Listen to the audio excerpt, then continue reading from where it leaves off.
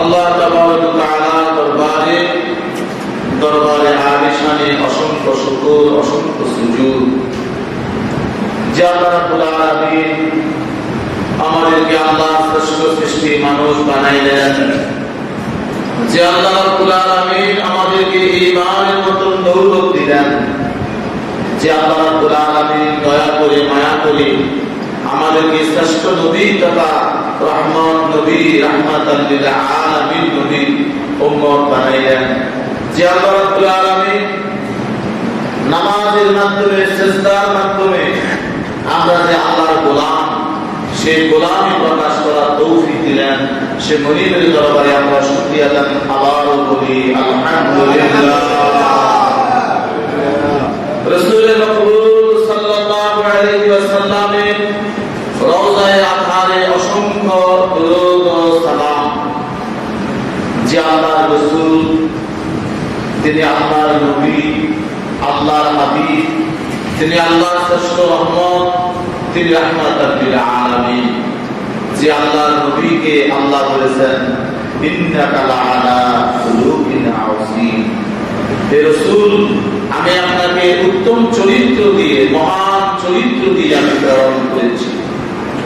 যে রাসূল পাক সাল্লাল্লাহু আলাইহি সাল্লাম বলেন আমাদের জন্য উসওয়ায়ে হাসানা, সর্বোচ্চ সর্বশ্রেষ্ঠ আদর্শ। যে রাসূল পাক সাল্লাল্লাহু আলাইহি সাল্লামের নূরানী রওজায়ে আতহারে আবারও দুরূদ সালাম আমরা বলি সাল্লাল্লাহু আলাইহি ওয়াসাল্লাম। হাজিরিন, আমি গত জুমায় আপনাদেরকে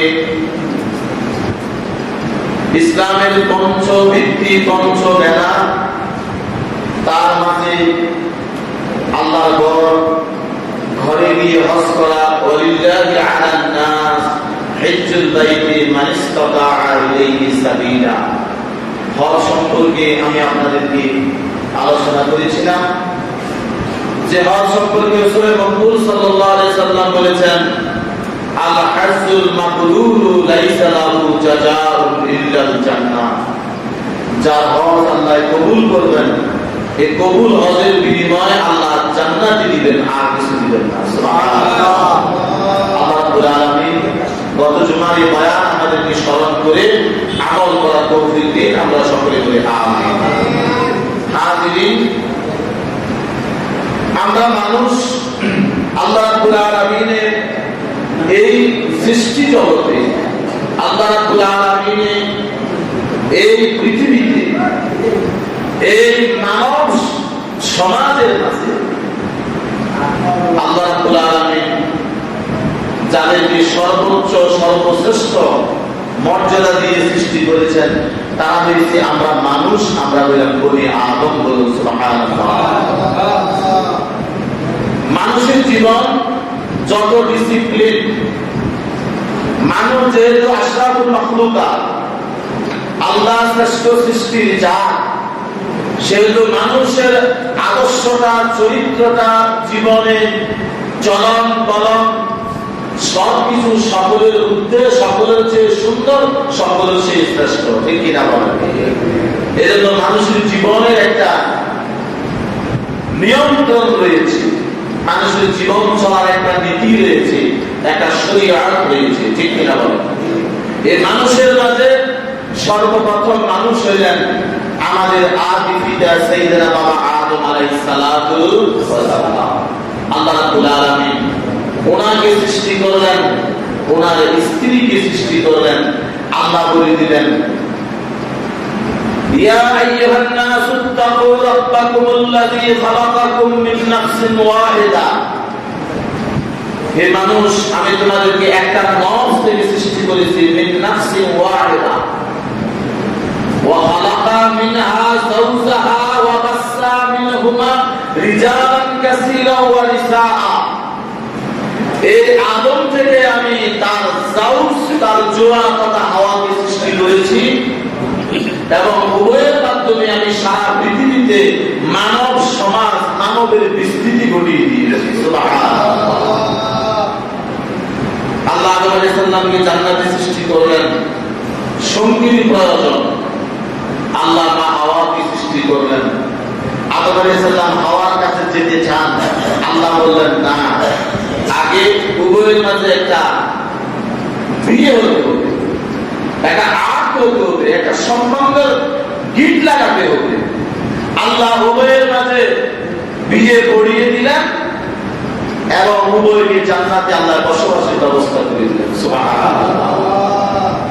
বাবা আদম এবং হাওয়া এরাও এমনিতেই চলেন নাই, এদের বিয়ের বন্ধনে আল্লাহ আবদ্ধ করে দিয়েছেন, আর তারা স্বামী স্ত্রী হিসেবে ওইভাবে চলেছেন, পৃথিবীতে নেমেছেন। এদের মাধ্যমে, ওনাদের উভয়ের মাধ্যমে আল্লাহ সারা পৃথিবীতে এই মানব সভ্যতা, এই মানব মণ্ডলী দিয়ে সারা পৃথিবীকে সাজিয়ে দিয়েছেন। সুবহানাল্লাহ। তাহলে আমরা এই মানুষ বসবাসে পৃথিবীতে মানুষ ভিত্তিক মানব সভ্যতা টিকিয়ে রাখা যে মাধ্যম, সেটা হয়েছে একজন মানব, একজন মানবী, একজন পুরুষ, একজন মহিলা, উভয়ের কাছাকাছি আসবে এবং এর মাধ্যমে সন্তান হবে, এর মাধ্যমে আল্লাহর দুনিয়া মানুষের বসবাস, মানুষের বিস্তৃতি করবে। সুবহানাল্লাহ। কাছাকাছি যে আসবে, সেই কাছাকাছি আসতে হবে বৈধভাবে। কিভাবে? বৈধভাবে। এই জন্য আমি কোরআনুল কারীমে একখানা আয়াত তেলাওয়াত করেছিলাম, আমার আল্লাহ রাব্বুল আলামিন বলেন,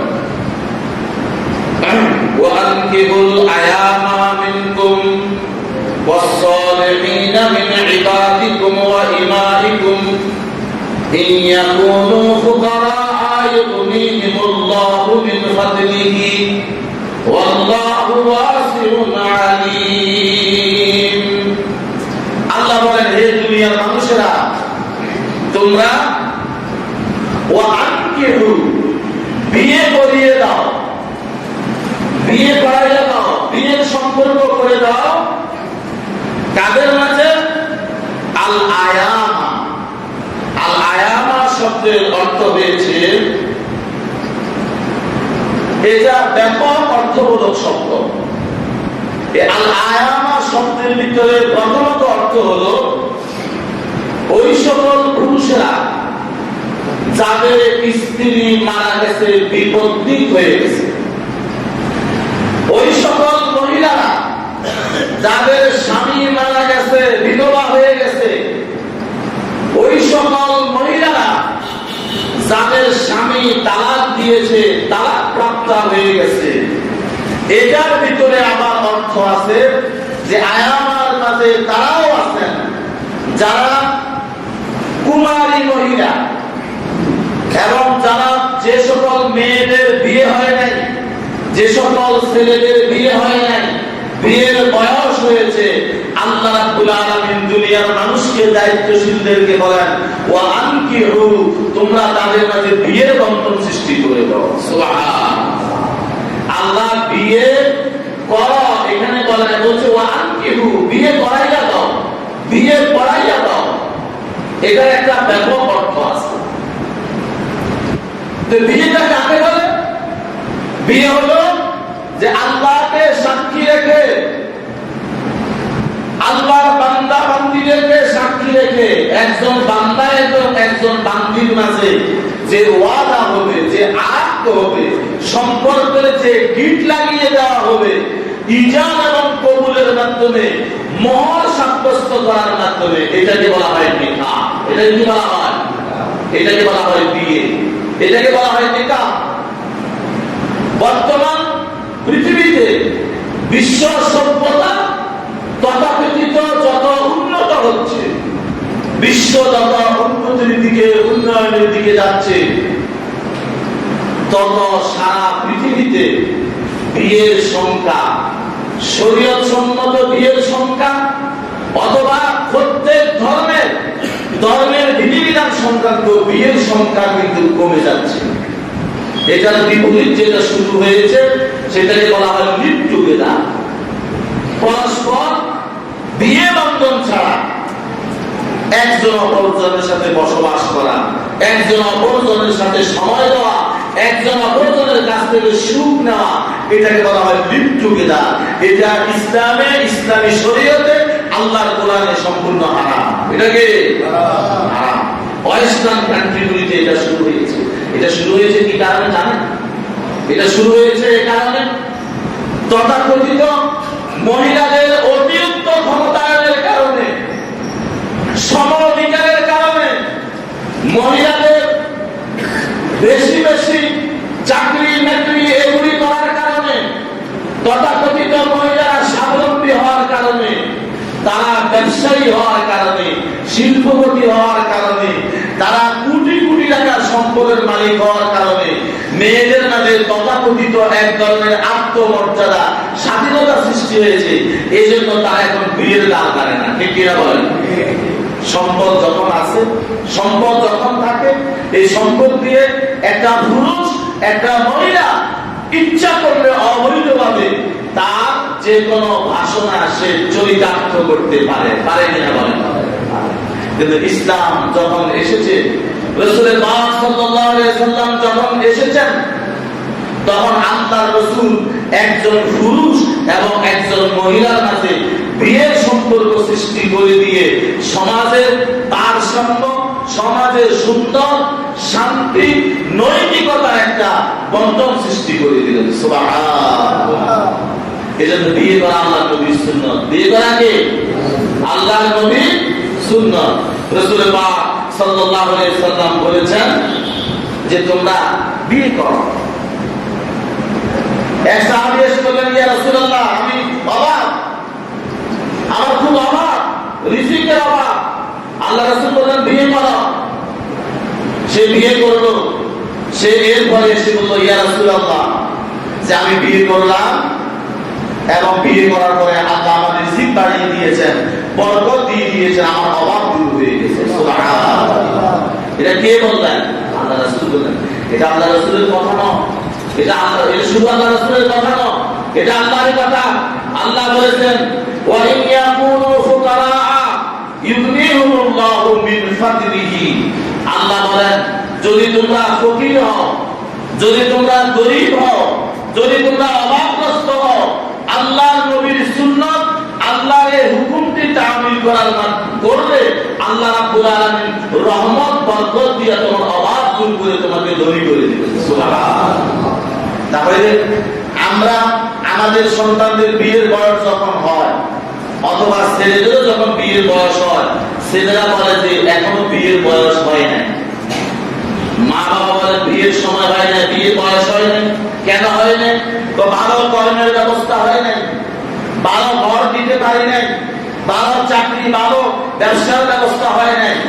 কিন্তু এই ছেলে যদি, এই মেয়ে যদি বিয়ের সময় হয়ে গিয়েছে, বিয়ের বয়স হয়ে গিয়েছে, সে বিয়ে করলো না, আপনি তাকে বিয়ে করালেন না, যদি সে গুনাহের কাজ করে, তাহলে এই গুনাহের একটা অংশ মা বাবাকে ভোগ করতে হবে। হবে কিনা বলেন?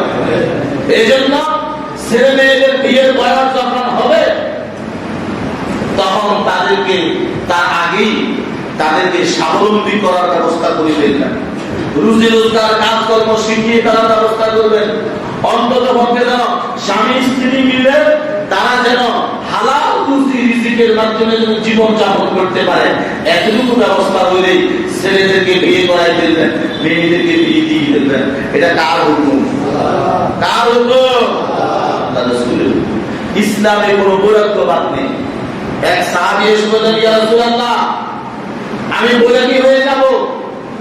শুধু আমি দিন ধর্মই পালন করবো, আমি বিয়ে করবো না।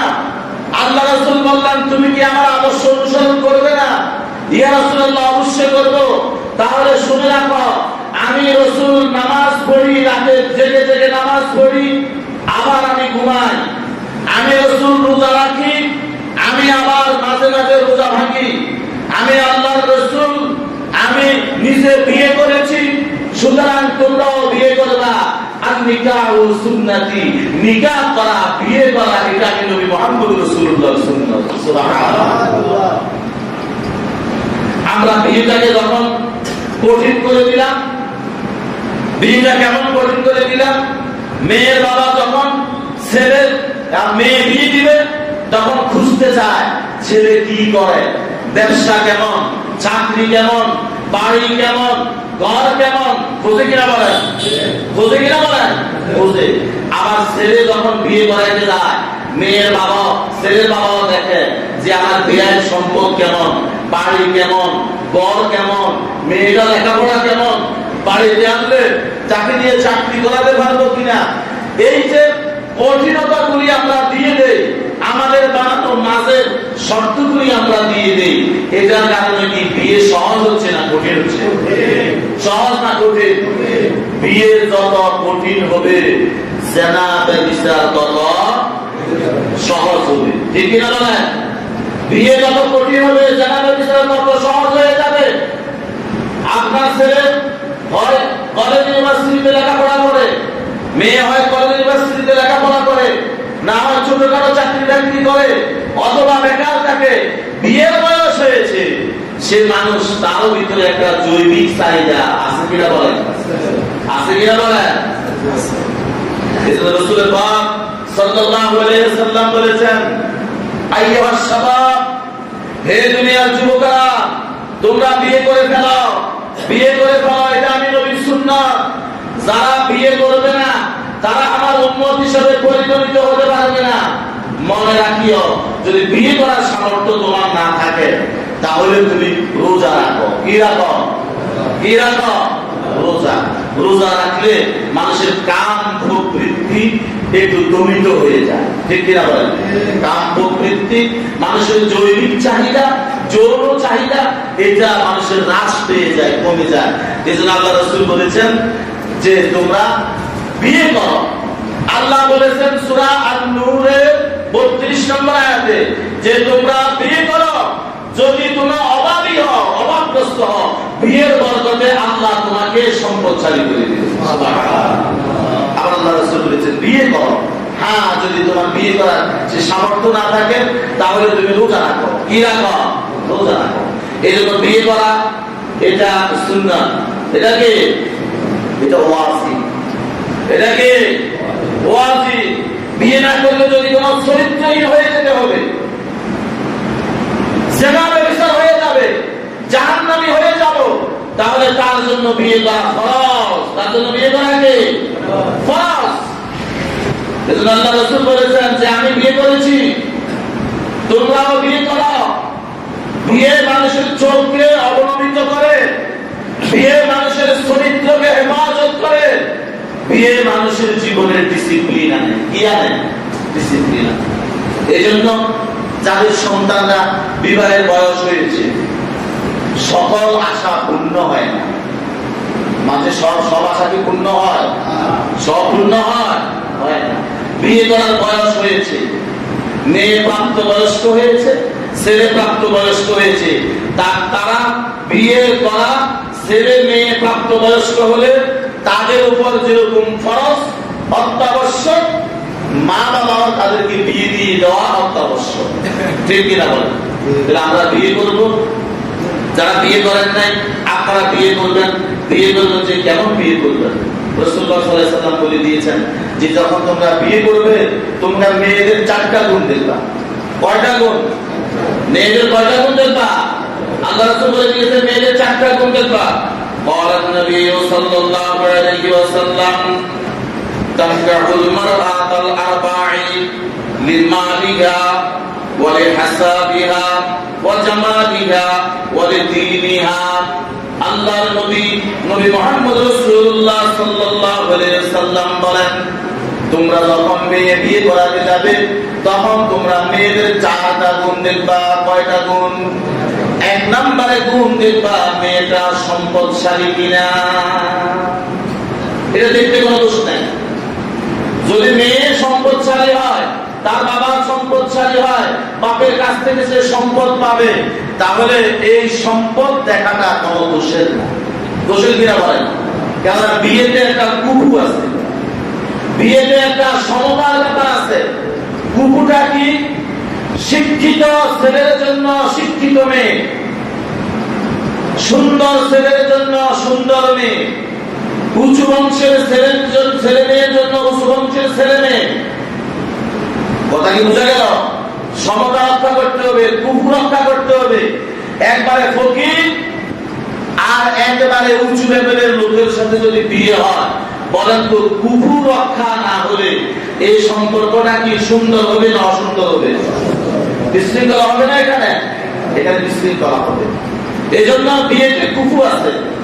এই জন্য যদি সম্পদশালী পরিবারের ছেলেরা সম্পদশালী পরিবারের মেয়েদেরকে বিয়ে করবে, এটাই স্বাভাবিক নিয়ম। এটাই কি? এই জন্য রাসূলুল্লাহ সাল্লাল্লাহু আলাইহি ওয়াসাল্লাম বলেছেন, ছেলে মেয়ে বিয়ে করাইতে গেলে এক নম্বরে দেখবা যে তার সম্পদ আছে কিনা, কারণ তুমি তো সম্পদশালী। তুমি কি? সম্পদশালী। দুই নম্বরে আল্লাহ রাসূল বলেছেন, দুই নম্বরে দেখবা যে তার বংশমর্যাদা কি। বংশমর্যাদা দেখতে হবে, কেননা যাদের বংশ উঁচু বংশ, বনেদি বংশ, এই সমস্ত উঁচু বংশ বনেদি বংশের লোকেরা তাদের সমতা কুফু রক্ষা করে বিয়ে শাদী করানো, এটা শরীয়তের হুকুম। এটা শরীয়তের কি হুকুম? এটাকে বলা হয় কুফু।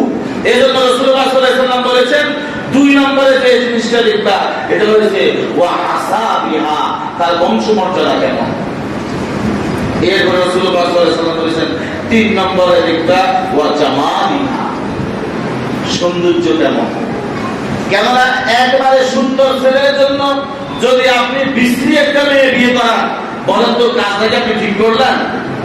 তাদের দাম্পত্য সম্পর্কটা কি, এই ছেলের কি মনটা ভালো থাকবে? ভালো থাকবে? থাকবে না। আর একেবারে আল্লাহ রূপ দিয়েছেন, গুণ দিয়েছেন, অনেক রূপবতী গুণবতী একটা মেয়ের জন্য যদি আপনি রূপ ছাড়া গুণ ছাড়া একটা ছেলে বিয়ে করান, এটাকে গার্ডিয়ান কাজটা ঠিক করলো? ঠিক করে নাই। এটাকে বলা হয় কুফু, এটাকে বলা হয় সমতা। রাসূলুল্লাহ সাল্লাল্লাহু আলাইহি ওয়াসাল্লাম বলেছেন, তিন নম্বরে তোমরা যে জিনিসটা দেখবা এটা দেখবা সৌন্দর্য। কি দেখবা? সৌন্দর্য। চার নম্বরে তোমরা দেখবা তার দ্বীন ধর্ম। কি দেখবা? দ্বীন ধর্ম। এরপরে আল্লাহ রাসূল বলে দিয়েছেন, মনে রাখবা, এরপরে বলে দিয়েছেন এক নম্বরে যে জিনিস দেখবা সেটা হলো তার মাঝে ধর্ম এবং দ্বীন কতটুকু আছে, এটা দেখে তোমরা মেয়ে বিয়ে করাইবা। সুবহানাল্লাহ। সম্পদ আছে, মেয়েটার মাঝে দ্বীনদারিত্ব নাই। বংশমর্যাদা আছে, তার মাঝে দ্বীনদারিত্ব নাই। সৌন্দর্য আছে, তার মাঝে দ্বীনের শিক্ষা নাই, তার মাঝে দ্বীনের আমল নাই, তার মাঝে শরীয়ত মানা নাই। আল্লাহ রাসূল হাদিসের শেষে বলে দিয়েছেন, তাহলে তোমরা সেটাকে প্রায়োরিটি দিবা না, এক নম্বরে প্রায়োরিটি দিবা তার দ্বীনদারি। সুবহানাল্লাহ। কি দিবা? দ্বীনদারি। আসেন এবার মেয়ে যে আমরা রাসূলুল্লাহ সাল্লাল্লাহু আলাইহি ওয়াসাল্লাম আবার হাদিস শরীফে বলে দিয়েছেন যে যখন তোমরা ছেলে দেখতে যাইবা, ছেলে দেখলে ছেলেদের তোমরা চারটা গুণ দেখবা, দুইটা গুণ দেখবা। এক নম্বরে দেখবা ছেলেদের মাঝে ধার্মিকতা আছে কিনা, তাদের ব্যবহার এবং তাদের আচরণ। ছেলেদের দেখবা ধার্মিকতা, ছেলে যদি মানে যদি ধার্মিকতা না থাকে, আল্লাহ বিশ্বাসী না হয়, তাকওয়া সম্পন্ন যদি সে না হয়, তাহলে সে বিয়ের যে পবিত্র সম্পর্ক, এই পবিত্র সম্পর্কটাকে সে রক্ষা করতে পারবে। এজন্য আল্লাহ রাসূল বলেছেন, ছেলেদের মধ্যে দ্বীনদারি দেখবা, তার স্বভাব চরিত্র আচরণ দেখবা। একটা সুন্দর স্বভাবে, ভালো স্বভাবে, সুন্দর স্বভাবে একটা মেয়ের জন্য যদি তুমি জানা মতন দুশ্চরিত্র একটা ছেলের কাছে দিয়ে দাও, তাহলে মেয়েটার উপর জুলুম করা হলো। ঠিক কিনা বলেন? ঠিক কিনা বলেন? এই জন্য রাসূলুল্লাহ সাল্লাল্লাহু আলাইহি ওয়াসাল্লাম বলেছেন, ছেলে এবং মেয়ে বিয়ের ব্যাপারে তোমরা এই জিনিসগুলি দেখবা। এরপরে আল্লাহ নবী মুহাম্মদ রাসূলুল্লাহ সাল্লাল্লাহু আলাইহি ওয়াসাল্লাম বলে দিয়েছেন, ছেলে এবং মেয়ে উভয় যখন প্রাপ্তবয়স্ক হবে, প্রাপ্তবয়স্কা হবে, বাংলাদেশের রাষ্ট্রীয় আইনের প্রাপ্তবয়স্ক আর বয়স্কা এক জিনিস, আর শরীয়তের প্রাপ্তবয়স্ক আর বয়স্কা এক জিনিস। যে কিনা বলেন? রাষ্ট্রীয় আইনের 18 এবং 21 বছর যেটা করা হয়েছে, রাষ্ট্রীয় আইন হিসেবে আমরা এটার বিরুদ্ধে কথা বলবো না, কিন্তু প্রাপ্তবয়স্ক মেয়ে কাদেরকে বলা হয়? যাদের হায়েজ হয়ে গিয়েছে, যাদের মাসিক পিরিয়ড হয়ে গিয়েছে। প্রকৃতি বলে দিয়েছে, দ্বীন ধর্ম আল্লাহর পক্ষ থেকে, যে তার বিয়ের ন্যূনতম একটা সময় তার হয়ে গিয়েছে। ঠিক কিনা বলেন? ঠিক কিনা বলেন? আর ছেলেদের বেলাও যখন ছেলেরা বুঝতে পারবে যে তাদের শরীরের মাঝে বিশেষ পরিবর্তন দেখা দিবে। ছেলেরা যখন ঘুম থেকে উঠে গোসল করতে যাবে তখন খুশি নিতে হবে যে এই ছেলেদের একটা প্রাপ্ত বয়স্ক হয়েছে না, এটাই যে প্রাপ্তবয়স্ক হওয়ার সিমটম বা লক্ষণ। যে প্রাপ্তবয়স্ক যখন হয়ে যায়, প্রাপ্তবয়স্ক ছেলে এবং মেয়েরা তাদের বিয়ে করার ব্যাপারে ছেলে মেয়ে উভয় বিয়ে করবে, এক নম্বরে তাদের মতামত এক নাম্বার। ছেলে মেয়েদের মতামত কে এক নাম্বার, মা বাবার মতামত এক নাম্বার না। কিন্তু যখন নাবালিকা হবে, নাবালক হবে, তখন মা বাবার মতের ব্যাপারটা এক নাম্বার। কিন্তু প্রাপ্তবয়স্ক যখন হয়ে যাবে তখন ছেলে মেয়ে দেখবে, মেয়ে ছেলে দেখবে, ছেলে মেয়ে পছন্দ হলে, মেয়ে ছেলে পছন্দ হলে উভয়ের সম্মতিতে বিয়ে করাবে। এটাই শরীয়ত, এটাই কি শরীয়ত। আগে একটা সময় ছিল যে আব্বা দেখে বিয়ে করাইবো, মা দেখে বিয়ে করাবো, দাদা দেখে বিয়ে করাবো, আমার দেখার প্রয়োজন নাই। অনেক ক্ষেত্রে অনেক সময় এই জিনিসগুলি পরবর্তীতে ফেতনা হয়, সমস্যা হয়, হয় কিনা বলেন? এই সমাজে তো এটা চলে না। ছেলে মেয়েরা আগে দেখাশোনা জানাশোনা হয়, কিন্তু বর্তমানে আগে দেখাশোনা প্রেমের নামে, আগে দেখাশোনা বসা, গল্প করা, মোবাইলে কথা বলা, ভাব বিনিময় করা, এটা হালাল না হারাম? এটা হালাল না হারাম? বর্তমান প্রচলিত যে প্রেম ভালোবাসা ছেলে মেয়েদের, এটা ব্যক্তিগত সামনাসামনি হোক, দেখা দেখি হোক, আর মোবাইলে হোক, এটা কিন্তু হারাম। এটা কি হারাম? যখন গার্ডিয়ানরা খবর নেবে যে আমি এই বংশের লোক, এই মানের লোক, ছেলেকে বিয়ে করাবো এই মানের, এই বাড়িতে অমুক একটা মেয়ে আছে, মা বাবা তখন খোঁজ খবর নেবে। খোঁজ খবর নেওয়ার পরে ছেলে এবং মেয়ে উভয়কে দেখার ব্যবস্থা করে দেবে। ছেলে যদি বলে হ্যাঁ মেয়ে আমার পছন্দ হয়েছে, মেয়ে যদি বলে হ্যাঁ ছেলে আমার পছন্দ হয়েছে, এরপরে গার্ডিয়ানরা বিয়ের সিদ্ধান্ত নেবে। ছেলে বললো পছন্দ হয় নাই, মেয়ে বললো পছন্দ হয় নাই, তাহলে কিন্তু কখনো এখানে বিয়ে যাবেন না। কারণ এক নম্বর প্রায়োরিটি তাদের।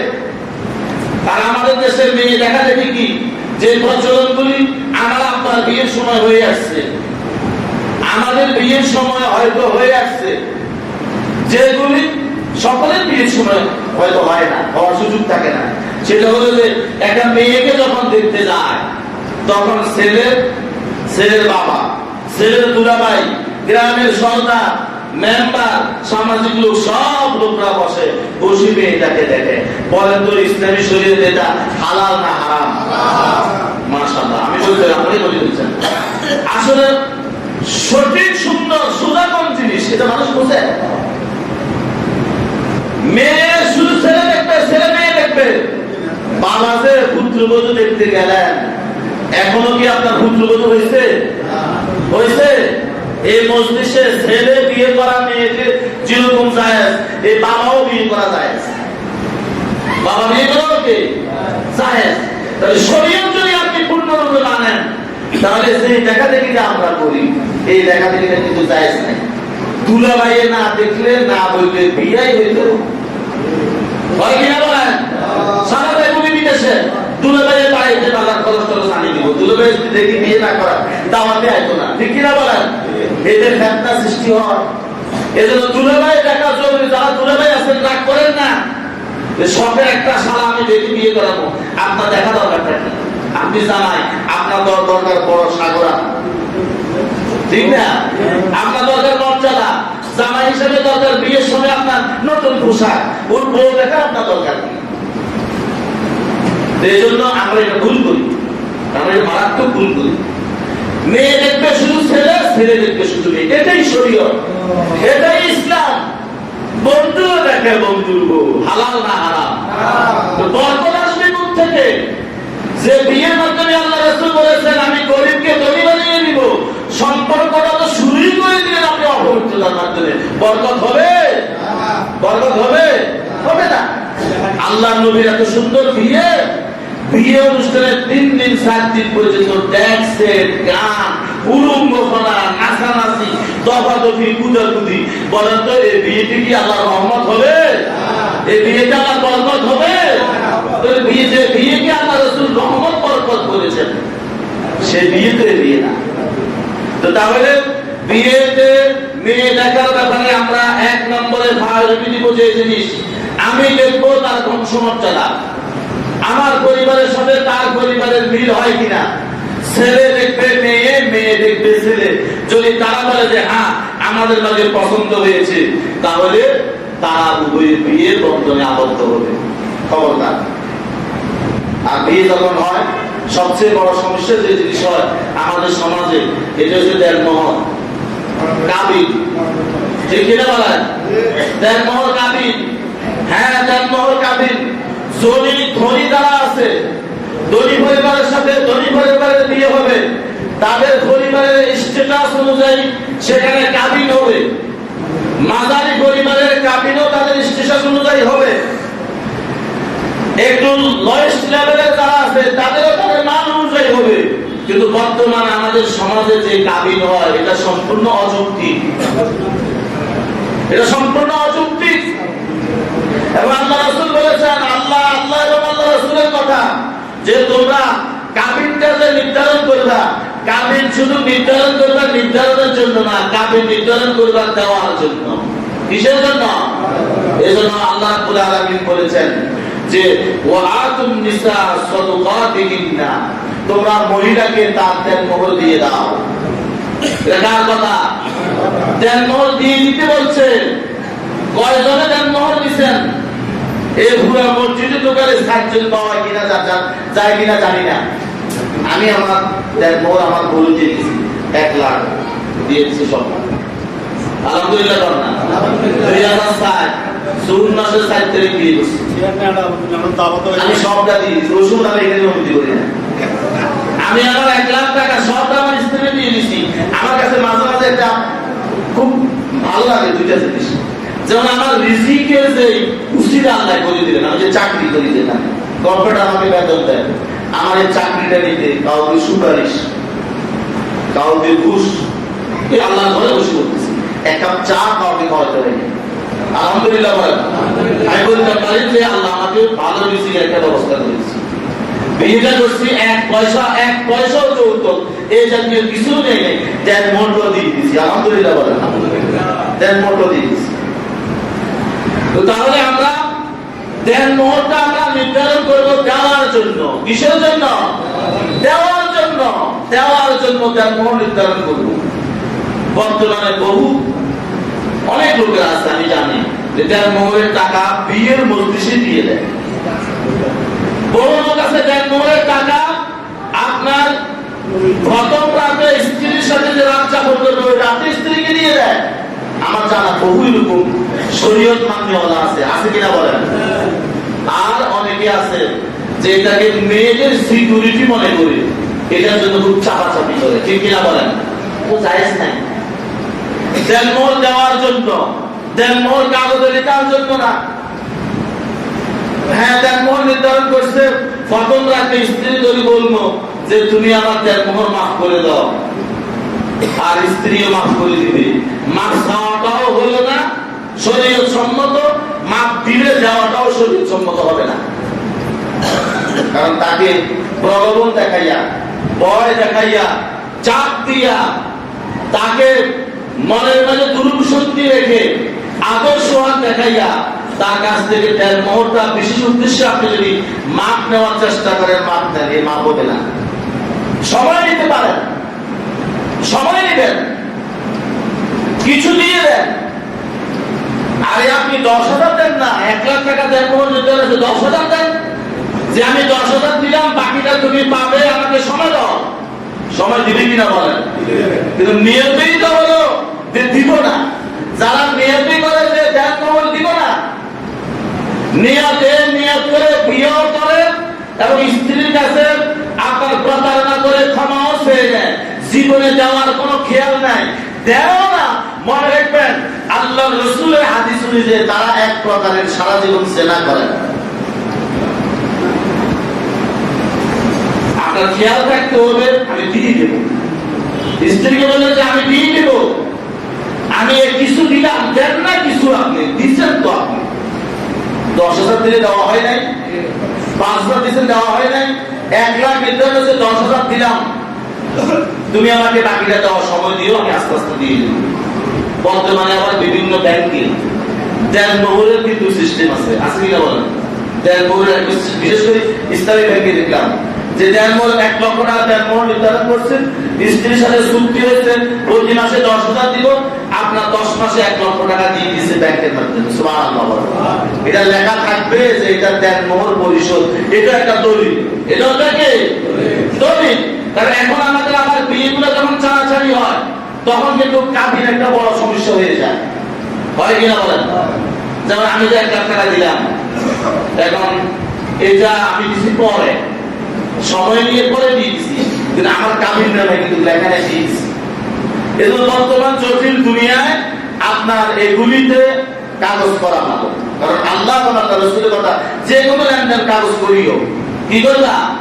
কাগজ করিও। স্বামী স্ত্রী এখন মেনে নিল, মন মানসিকতা এখন ভালো, ভালোবাসার সম্পর্ক একসময় খারাপ হয়ে যাবে, উভয় দিকে আত্মীয় স্বজনের সম্পর্ক খারাপ হয়ে যাবে, মামলা মকদ্দমা হবে, তখন এটা দলিল হবে। হবে কিনা বলেন? যে আমি আমাদের মত দিয়ে দিয়েছি, যদি কাবিরে লেখা না থাকে, সাক্ষী রেখে দিয়ে দিলে এটা পরে কাজ করবে কিনা বলেন? পরে কাজ করবে। তো তখন হাজির যে কথা আমি বলতেছিলাম যে আমাদের সন্তানরা যারা বিয়ের বয়স হয়েছে তাদেরকে আল্লাহ বলেছেন বিয়ে করিয়ে দাও। একটা পুরুষের স্ত্রী মারা গেছে, তার গার্ডিয়ানদের উচিত ওই পুরুষটাকে বিয়ে করিয়ে দেওয়া, আল্লাহর হুকুম। একটা মহিলার স্বামী মারা গেছে, তার মা বাবা, গার্ডিয়ানরা, তার প্রতিবেশীরা, গ্রামের সর্দার মাতা বোনেরা এই উদ্যোগটা নিল না যে তাকে বিয়ে দিয়ে দেব। তার সারা জীবনটা কষ্টের গেল, তার সারা জীবনটা পেরেশানির আফসোসের গেল। এটার জন্য কি তার মা বাবা, আত্মীয় স্বজন, সমাজের লোকেরা আল্লাহর দরবারে দায়ী হবে কিনা বলেন?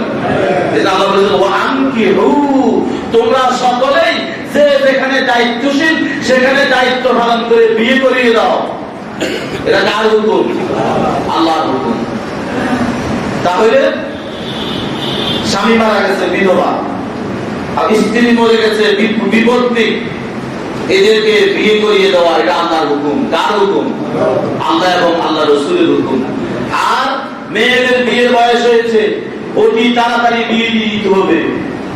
রাসূলুল্লাহ সাল্লাল্লাহু আলাইহি ওয়াসাল্লাম বলেছেন যদি কারো 2টা বিয়ে হয়, যদি তাদেরকে উত্তম লালন পালন করে, উত্তম আদব কায়দা শিক্ষা দেয়, ফাআদাবাহা আসানা তাদিবা, এবং ভালো পাত্রস্থ করে দেয়, রাসূলুল্লাহ সাল্লাল্লাহু আলাইহি ওয়াসাল্লাম বলেছেন যে এর বিনিময়ে মা বাবাকে আল্লাহ জান্নাত দিয়ে দিবে। সুবহানাল্লাহ।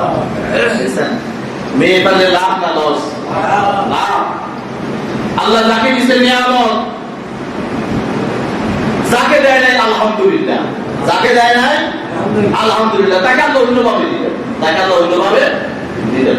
তো তাহলে আমরা বিয়ে, আমাদের সন্তানদের বিয়ে বয়স হলে আমরা বিয়ে দিয়ে দিব, এবং আমাদের আমরা বিয়ের সময় যে আমাদের প্রচলিত যে দেখার যে সিস্টেম, এটা থেকে আমরা ফরজ থাকবো।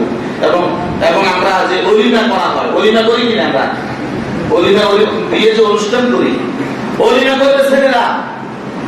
আমাদের দেশে সব, আমাদের চতুর্পাশে বিরোধীদের কালচারের কারণে আমাদের সব কালচার ঢুকে গেছে। অলিমা করবে ছেলের বাড়িতে, বউ আনবে, সেখানে অলিমা করবে।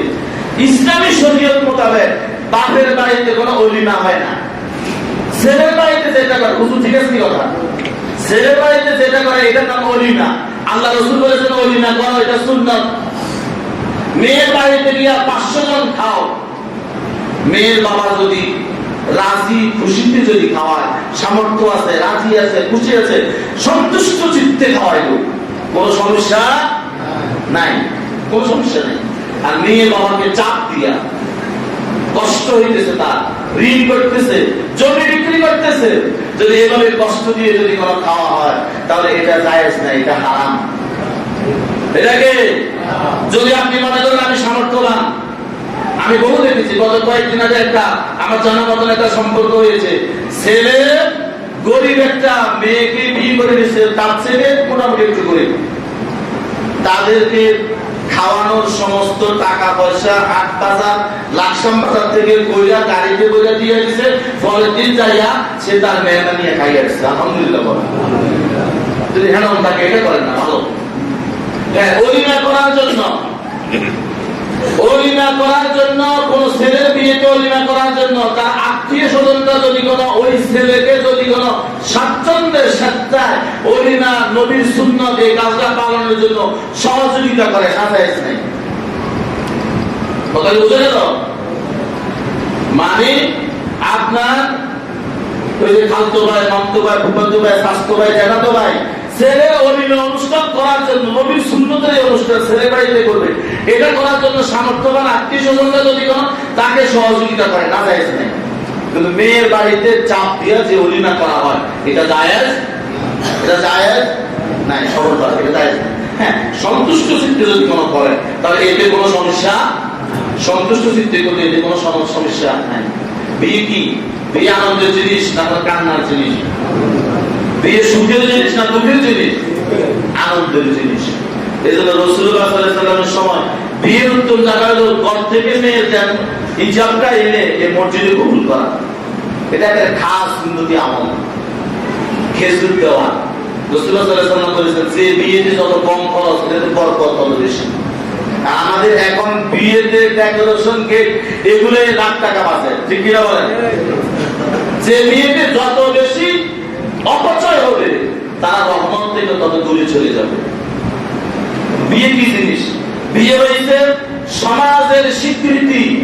এটা রাসূলুল্লাহ সাল্লাল্লাহু আলাইহি ওয়াসাল্লামের সময় বিয়ে হইতো, মসজিদে বিয়ে ঘোরাইতো, খেজুর দিয়ে দিত এবং দপ বাজাইতো। কি বাজাইতো? দপ। বিয়েতে দপ বাজা রাসূলের সময় এটা সুন্নত ছিল। দপ বাজাইয়া তখন তো এখন যেরকম কাজ করে, গেট করে, ঘোষণা দেয়, নেটে দেয়, দাওয়াত দেয়, দেয় কিনা বলেন? এরকম আধুনিক সিস্টেম ছিল না। এই জন্য তখন বিয়ে হওয়ার পরে মসজিদের সামনে দপ বাজাইতো। কি হয়েছে? যে আব্দুর রহমানের সাথে আমেনার সাথে বিয়ে হয়েছে, এখন থেকে তারা এই সমাজে একসাথে চললে কেউ কোন রকমের বাধা দিতে পারবে না, এটা ঘোষণা করে দিলাম।